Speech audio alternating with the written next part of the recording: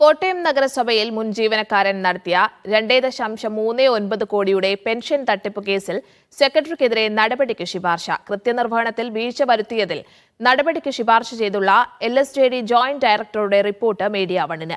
ഇടത് യൂണിയൻ അംഗവും സെക്രട്ടറിയുമായ അനിൽകുമാറിനെ സർക്കാർ സംരക്ഷിക്കുകയാണെന്ന ആക്ഷേപം ശക്തമായിരുന്നു. നഗരസഭയുടെ ബാങ്ക് അക്കൌണ്ടുകളിൽ നിന്ന് 211 കോടി കാണാതായെന്ന പുതിയ വിവാദത്തിനിടെയാണ് പെൻഷൻ തട്ടിപ്പിലെ അന്വേഷണ റിപ്പോർട്ട് പുറത്തുവരുന്നത്.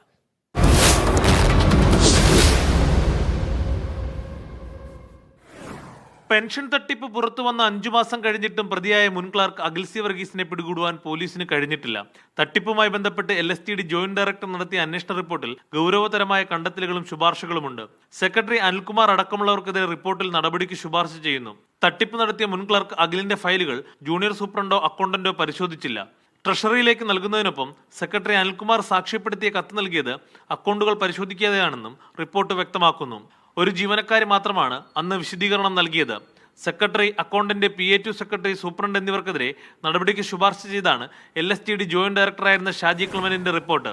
എന്നാൽ റിപ്പോർട്ടിന് പിന്നാലെ ഇടത് യൂണിയൻ നേതാവായ സെക്രട്ടറി അനിൽകുമാറിനെ സംരക്ഷിച്ച് മറ്റുള്ള ജീവനക്കാർക്കെതിരെ മാത്രമാണ് നടപടിയെടുത്തത്. 211 കോടിയുടെ പുതിയ തട്ടിപ്പ് വാർത്ത നഗരസഭയിൽ നിന്നും പുറത്തു വരുമ്പോൾ നേരത്തെ സെക്രട്ടറിക്കെതിരായ നടപടി ഒഴിവാക്കിയ സർക്കാർ സമീപനം ചോദ്യമുനയിലാണ്. മീഡിയ 1 കോട്ടയം.